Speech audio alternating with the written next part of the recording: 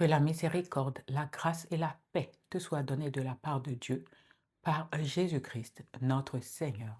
Nous sommes ce jour, le vendredi 1er mai 2026, et c'est un jour de fête pour tous les travailleurs du monde entier.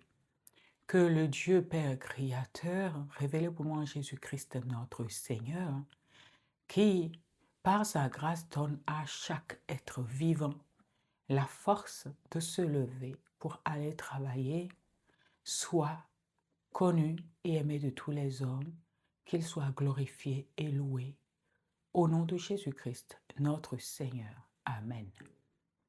Ceci est notre première vidéo d'enseignement biblique de ce mois de mai et nous allons tout simplement continuer avec le thème et le sous-thème que nous avions eu à travailler lors de la dernière, donc de la précédente vidéo d'enseignement biblique publiée. Et ce thème et ce sous-thème, les voici. Le cri à Dieu dans la détresse et la dépendance totale à Dieu. Ceci étant dit, nous allons faire un bref rappel de ce qui a été abordé, étudié lors de la précédente vidéo d'enseignement. Nous avions vu dans la dernière vidéo que le cri n'est pas une faiblesse, mais une reconnaissance spirituelle et lucide de nos propres limites à nous les hommes, mais également une reconnaissance spirituelle et lucide de la souveraineté, de l'autorité, de la toute-puissance de Dieu, le Père qui nous a créés. Nous avions également vu que l'unique moyen d'être sauvé, délivré du mal, est de demander à Dieu son aide, son secours et sa force. Nous avions également abordé, vu le fait que selon les Écritures, il y a la qualité du cri et que selon la parole de Dieu, le cri n'est pas un simple mot prononcé, mais un mouvement de cœur qui comporte 3 dimensions et les voici. Première dimension, un cri sincère, ce qui veut dire une vérité intérieure exprimée à Dieu sans hypocrisie, sans retenue. Et pour cela, nous avions travaillé avec le psaume 62, verset 9, « Répandez vos cœurs en présence de Dieu ». Donc, nous avions vu que Dieu ne répond pas à la performance de notre allocution, mais plutôt à la sincérité, à la vérité, à la profondeur de notre cœur. Et sur cette seule dimension, nous avions vu qu'il y a 5 points à prendre absolument en considération pour un cri à Dieu réussi. Si vous voulez en savoir, parce que c'est peut-être la première fois que vous tombez sur mes enseignements, écoutez plutôt la vidéo précédente, la vidéo du 28 avril 2026. Deuxième dimension du cri, la nature même du cri. Je peux avoir un problème et c'est pas si urgent que ça. Je peux avoir un problème, c'est tellement urgent. Donc, avoir la conscience du besoin, de la nature du besoin. Est-ce un besoin urgent ou pas? Dans le cas d'un besoin urgent, nous voyons ce que nous dit le psaume 72, verset 2. « Ô Dieu, hâte-toi de me délivrer. » Et quand c'est un besoin urgent, nous avions vu qu'il faut tout de suite mettre une intensité spirituelle en place et ne pas se permettre la tiédeur spirituelle. Et que pour cela, nous pouvons par exemple faire un jeûne de 3 jours, de 7 jours, prier la nuit, privilégier la prière de la nuit, d'accord? Et que de patienter et de voir ce que Dieu a fait. Troisième dimension, nous avions vu que le cri doit être orienté uniquement vers Dieu. Certes, s'il y a des choses que Dieu, quand tu l'invoques, que tu lui parles, te dit par la direction du Saint-Esprit de mettre en place dans le naturel, il faut obéir, il faut le mettre en place dans le naturel. D'accord? Donc, tout faire comme si la délivrance ne dépend que de Dieu seul et aussi écouter ce que Dieu dit de mettre en place dans le naturel si il y a quelque chose à faire dans le naturel. Mais ce que nous disons par rapport au cri orienté vers Dieu, c'est totalement de refuser de placer sa confiance première en quelqu'un d'autre que en Dieu. Et pour cela, nous avions travaillé avec le psaume 121, versets 1 à 2, et nous avions même dit que le psaume 121 tout entier même, c'est quelque chose qui nous apprend énormément. Le rappel étant fait, nous allons commencer l'enseignement de ce jour par une question. Et la voici cette question. Pourquoi Dieu permet-il la détresse alors même qu'il nous a créés avec joie et amour à son image et qu'il nous aime plus que quiconque sur cette terre ne peut ou peut nous aimer? Et nous allons voir ce que Jésus-Christ nous donne comme lumière par rapport à pourquoi, par exemple, nous avons besoin de Dieu. Pourquoi Dieu permet que nous ayons des détresses, nous vivons des détresses et faire appel à lui. Cette question est le message central de la vidéo d'enseignement de ce jour. Pourquoi Dieu permet-il la détresse aux hommes qu'il a tant aimés, créés avec joie et amour à son image? Et le Christ nous éclaire sur ce principe. Et nous allons travailler avec Jean chapitre 15, versets 5 à 7. Allons-y écouter ce que nous dit la parole de Dieu. Jean chapitre 15, versets 5 à 7. Je suis le cep, vous êtes les sarments. Celui qui demeure en moi et en qui je demeure porte beaucoup de fruits, car sans moi vous ne pouvez rien faire. Si quelqu'un ne demeure pas en moi, il est jeté dehors comme le sarment et il sèche. Puis on ramasse les sarments et on les jette au feu et ils brûlent. Si vous demeurez en moi et que mes paroles demeurent en vous, vous demanderez ce que vous voudrez et cela vous sera accordé. Et cela rejoint exactement la parole de Dieu que voici. Cherchez premièrement le royaume des cieux qui signifie de faire, chercher premièrement à connaître et à faire et à obéir à la volonté de Dieu par le secours du Saint-Esprit. Ça correspond également à cette parole que voici. Toute chose concourt au bien de ceux qui aiment Dieu. Donc, aimer Dieu D'accord? Or, nous avions vu déjà dans les enseignements du mois de mars que Jésus-Christ nous dit sans l'ombre de doute, sans détour aucun, que aimer est égal à obéir à Dieu. Par conséquent, celui qui cherche à obéir à Dieu et qui demande le secours du Saint-Esprit, Dieu le lui donne par son Esprit Saint.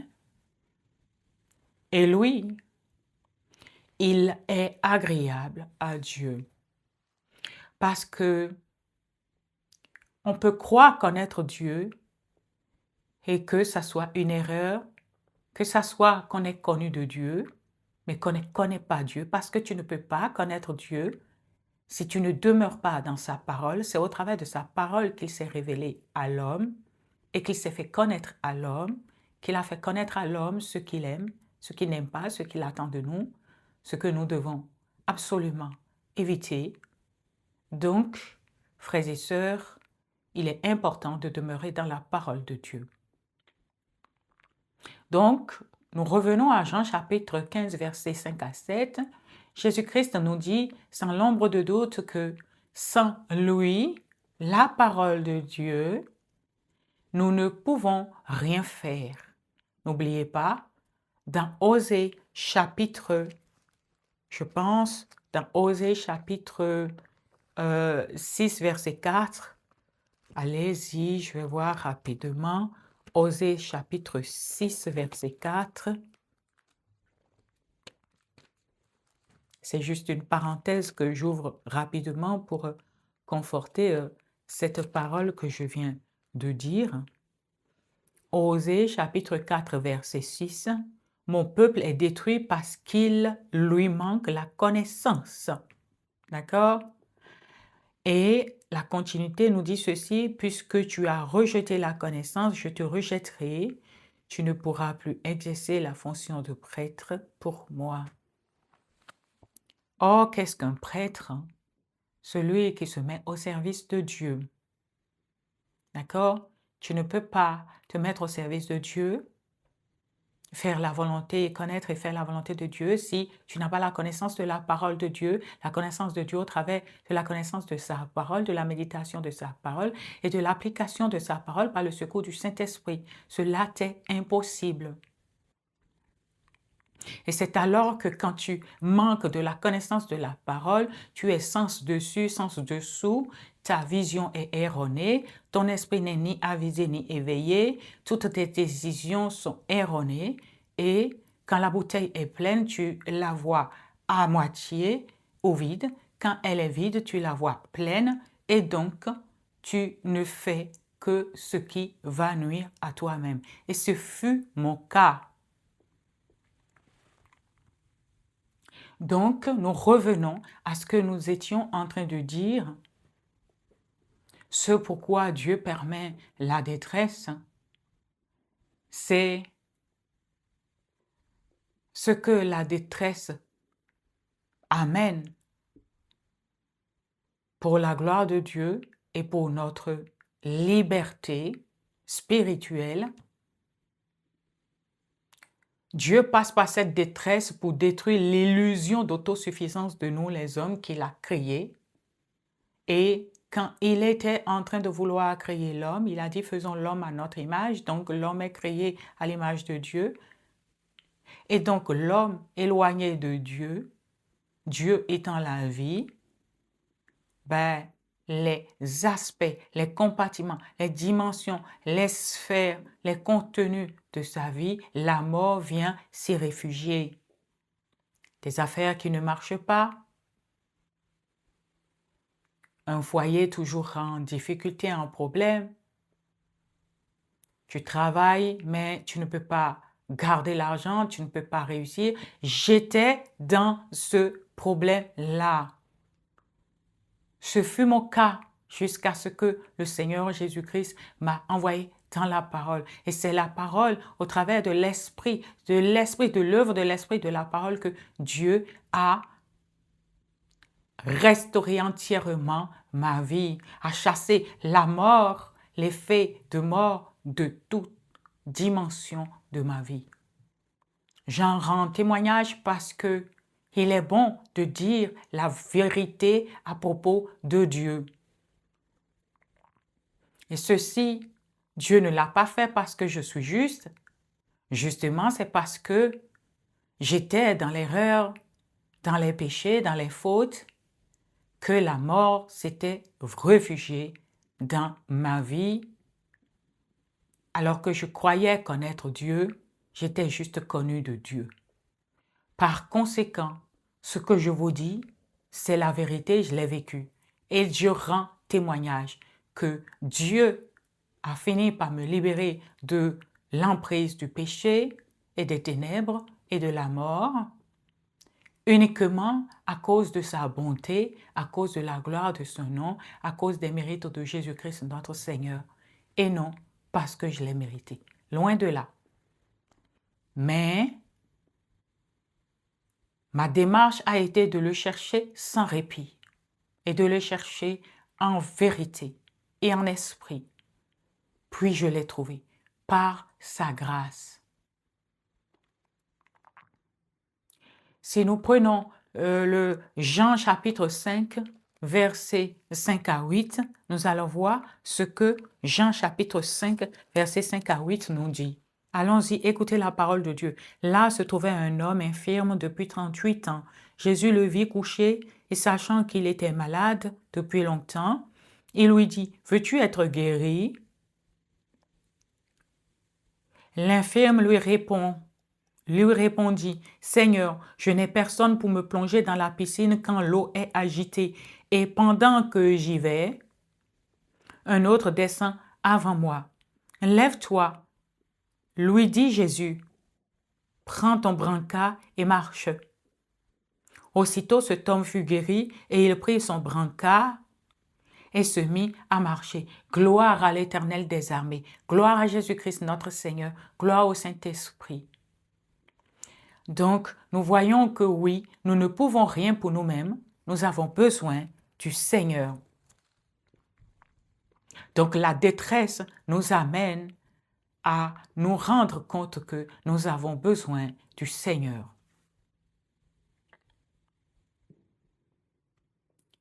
Et pourquoi Dieu, malgré qu'il nous aime, cette détresse arrive? En général,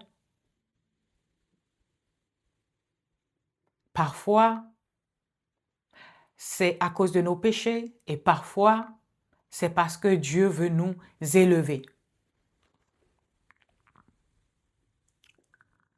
Nous allons voir au travers de ce que je viens de lire que nous avons vraiment besoin du Seigneur.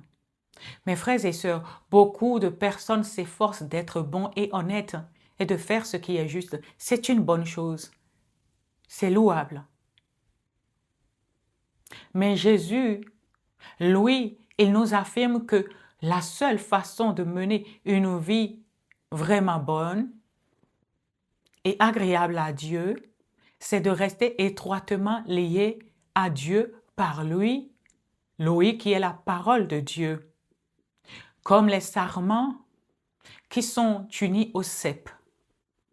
Si nous sommes séparés de Christ, la parole de Dieu, tous nos efforts seront sans résultat. Mes frères, je suis passé par là, je sais vraiment de quoi je vous parle. Mes frères et sœurs, ma question pour vous est ceci. Bénéficiez-vous de la sève nourricière et de la vie du Christ, qui est le cep?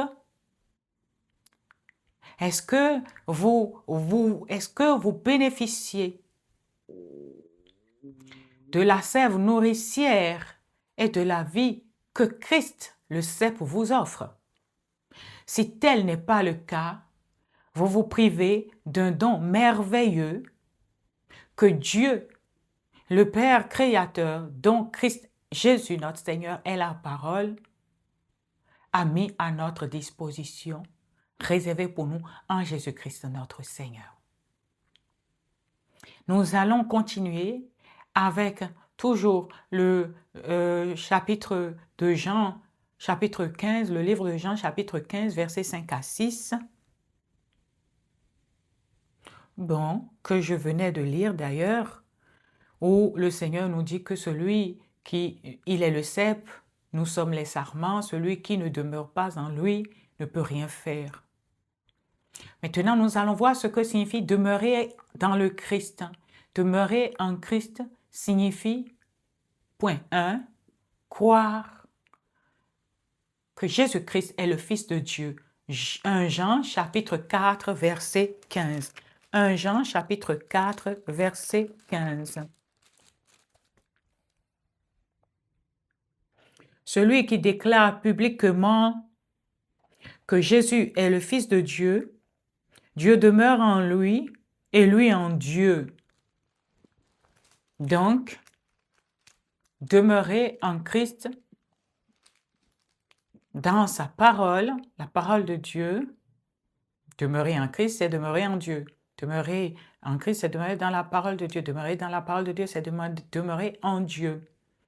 Donc, celui qui demeure en Christ, en Dieu, reconnaît que Jésus-Christ vient du Père, qu'il est le Fils de Dieu. Jean 1, chapitre 4, verset 15, nous avons dit.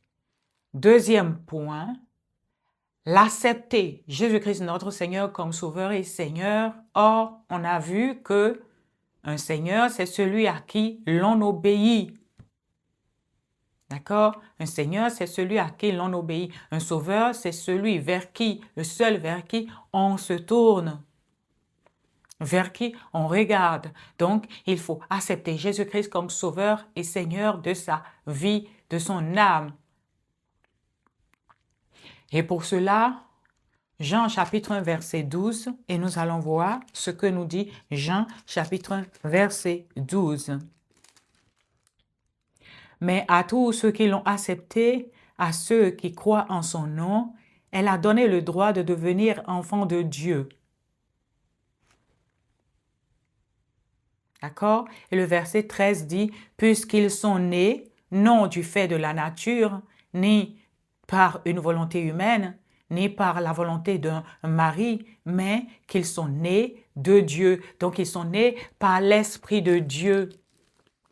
Ce n'est uniquement possible que par la parole de Dieu, la connaissance, la méditation de la parole de Dieu, l'observation par le secours du Saint-Esprit de la parole de Dieu, ce qui permet que l'Esprit de Christ, qui est la parole de Dieu, travaille en nous et nous transforme peu à peu à l'image, à la ressemblance de notre Seigneur Jésus-Christ, de Dieu, notre Père, ce qui était dès le commencement avant que Adam et Ève aient transféré cette nature-là, l'autorité que Dieu nous avait donnée sur la création.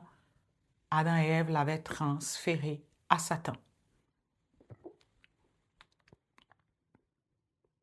Troisième point, demeurer en Christ signifie faire ce que Dieu ordonne. 1 Jean chapitre 3 verset 24. 1 Jean chapitre 3 verset 24, nous allons voir ce que Dieu nous dit au travers de 1 Jean chapitre 3 verset 24. Celui qui garde ses commandements demeure en Dieu et Dieu demeure en lui, et nous reconnaissons qu'il demeure en nous à l'esprit qu'il nous a donné. Cet esprit même qui nous fait naître de nouveau. Donc, qui fait que d'animal, nous passons à être spirituel. D'être animal, nous passons à être spirituel. Ce qui veut dire, au lieu de se comporter gouillamment comme un animal, avec la colère, mal parler, et ci et ça, se venger, chercher du mal de son prochain, on commence par ressembler peu à peu à Christ caractériellement. On devient calme, doux, humble, docile, fidèle. On devient compatissant. On aime ce qui est bon, ce qui est juste. On recherche ce qui est agréable, ce qui est honorable. On peut agir en pleine lumière parce qu'on n'a rien à cacher. C'est ça. Quatrième point, il faut persévérer dans la foi. 1 Jean chapitre 2, verset 24. 1 Jean chapitre 2, verset 24, nous allons voir ce que Dieu nous dit dans 1 Jean chapitre 2, verset 24.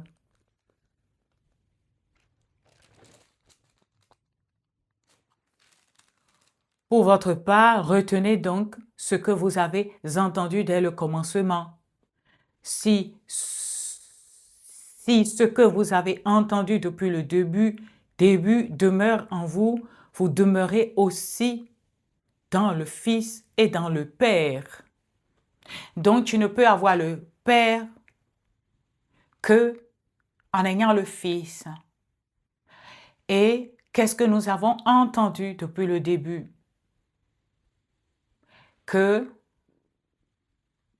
dans Genèse déjà, que la parole était déjà avec Dieu dès le début, que la parole était Dieu, il est la lumière, il est la lumière, en lui est la vie. Et dans le verset, dans Jean chapitre 1, verset 14, on nous dit que la parole s'est faite chair, donc Dieu a pris notre humanité, il est descendu pour nous sauver. Donc Dieu, en Jésus, est descendu sauver lui-même, sa création, les hommes qu'il a créés avec joie et amour à son image. Donc persévérer dans cette foi-là, la foi et la fidélité à Dieu. 5e point, entretenir des relations d'amour avec la communauté de Dieu, le corps du Christ. Jean chapitre 15, verset 12. Donc Jean chapitre 15, verset 12, nous allons voir ce que Jean chapitre 15, verset 12 nous dit.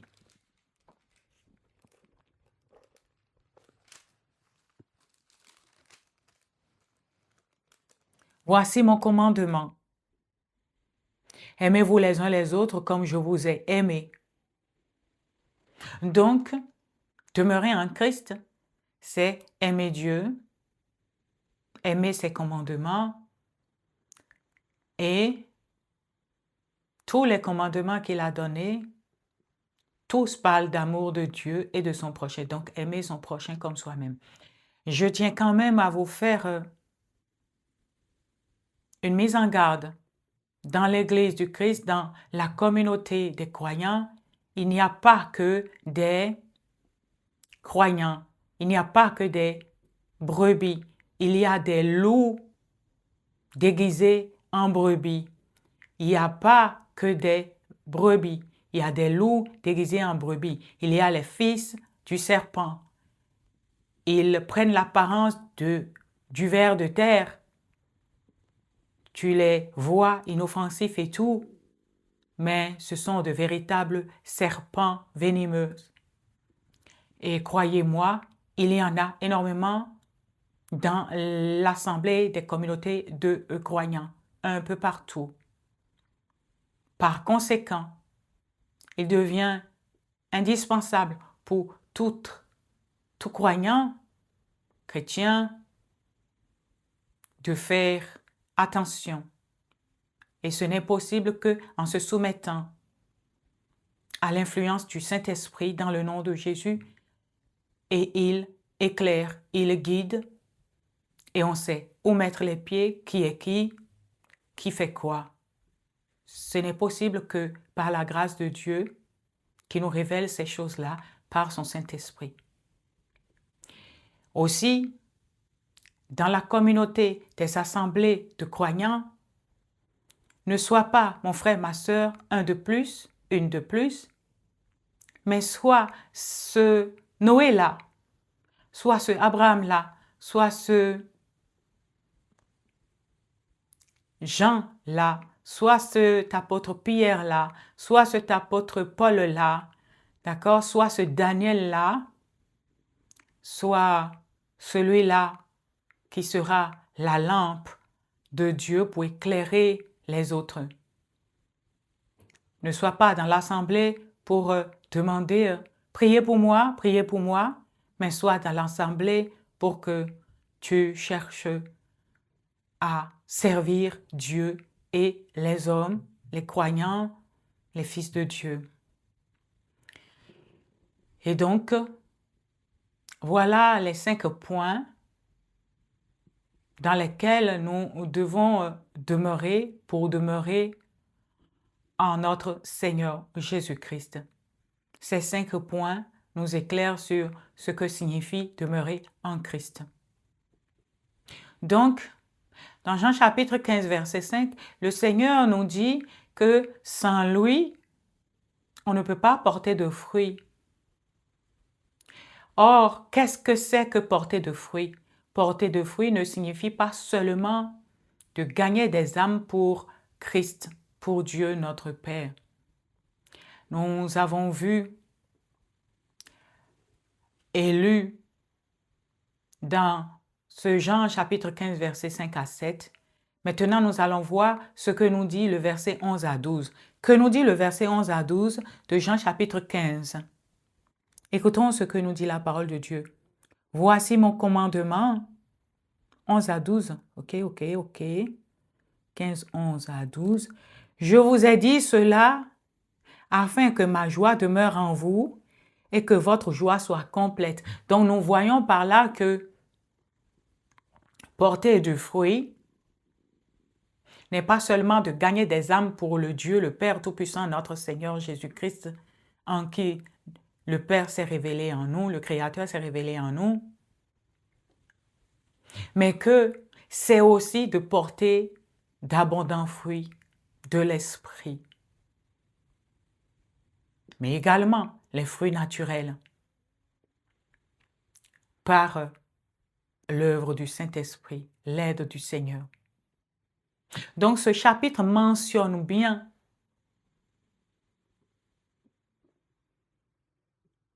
ça c'est le verset 11 et le verset 12 de Jean chapitre 15 verset 12 nous dit ceci: voici mon commandement, vous aimez-vous les uns les autres comme je vous ai aimé. D'accord?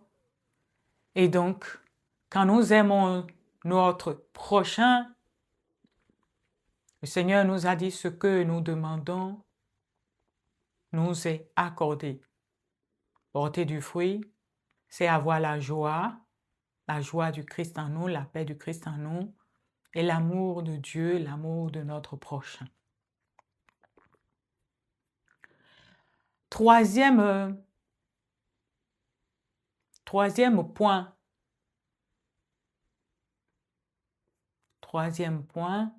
Non mais pas troisième point, deuxième point. Excusez-moi, deuxième point de pourquoi est-ce que Dieu permet la détresse. Dieu permet la détresse parce que cela produit en nous une dépendance vivante, dépendance sincère de nous à Dieu. Et nous allons voir ça dans 2 Corinthiens chapitre 1 verset 9. 2 Corinthiens chapitre 1 verset 9. Allons-y voir ce que Dieu nous dit au travers de 2 Corinthiens chapitre 1 verset 9. Nous avions intérieurement accepté notre arrêt de mort afin de ne pas placer notre confiance en nous-mêmes, mais en Dieu qui ressuscite les morts. Et je vous disais tantôt que mort, ce n'est pas forcément de quitter le corps humain. C'est aussi être vivant dans le corps humain, mais être mort spirituellement, c'est aussi la mort qui vient se planter dans tous les compartiments de notre vie. Un exemple, comme je l'ai donné tout à l'heure, tu travailles, tu n'amasses pas. Parce que toutes tes décisions sont erronées, mais tu travailles, l'argent ne reste pas. Dans ton couple, toujours dispute, problème, ceci, cela. L'homme n'écoute pas la femme n'écoute pas l'homme.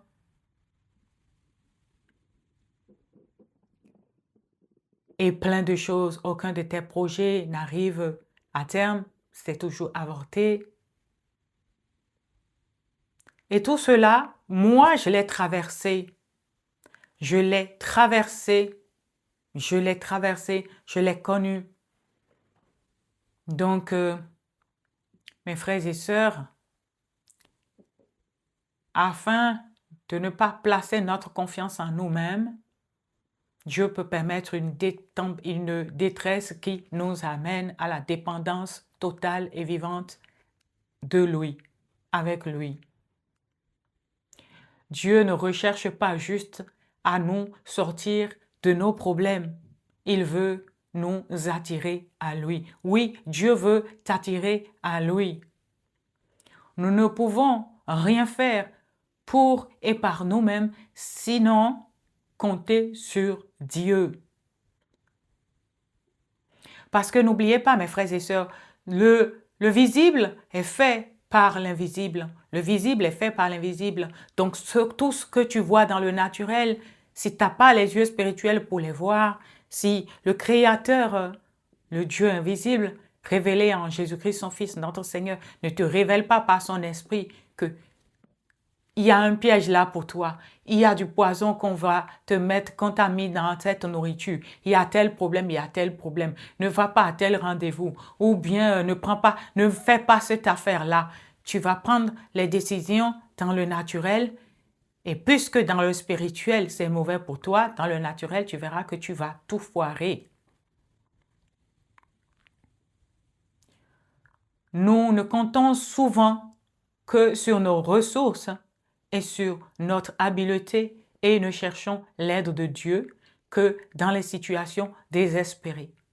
Donc, c'est normal que des situations désespérées viennent pour nous afin que nous recherchions Dieu, puisqu'il nous a fait en lui, par lui, donc sa parole, et pour lui. Donc, restez en dehors de Dieu et tu verras que la mort s'installera tôt ou tard dans ta vie.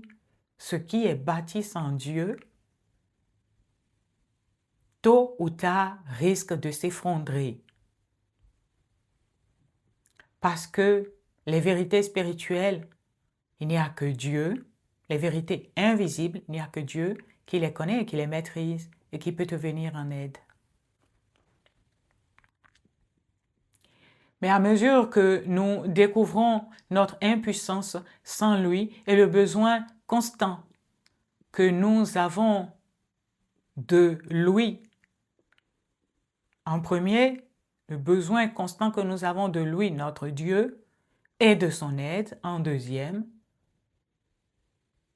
nous commençons à dépendre de plus en plus de lui. Il est la source de notre force et nous bénéficions de son aide en restant en communion avec lui par son Fils Jésus-Christ notre Seigneur qui est sa parole.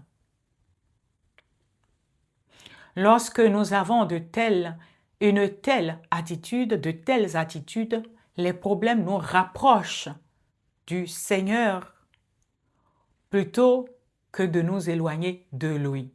Alors, frères et sœurs, apprenons à compter sur Dieu jour après jour. Donc, nous voyons que la détresse, qui est quand même sujet de douleur, quand nous recherchons Dieu dedans, cela devient pour nous une source de salut. Dieu passe par cette détresse pour nous attirer, nous les hommes, à lui, afin de nous garder en vie spirituellement et de nous restituer à nouveau notre nature de Dieu, notre nature divine, et cette nature dans laquelle est placée la sagesse, l'intelligence, est placée l'autorité, la puissance, le pouvoir pour dominer sur les esprits qui viennent contre nous, mais également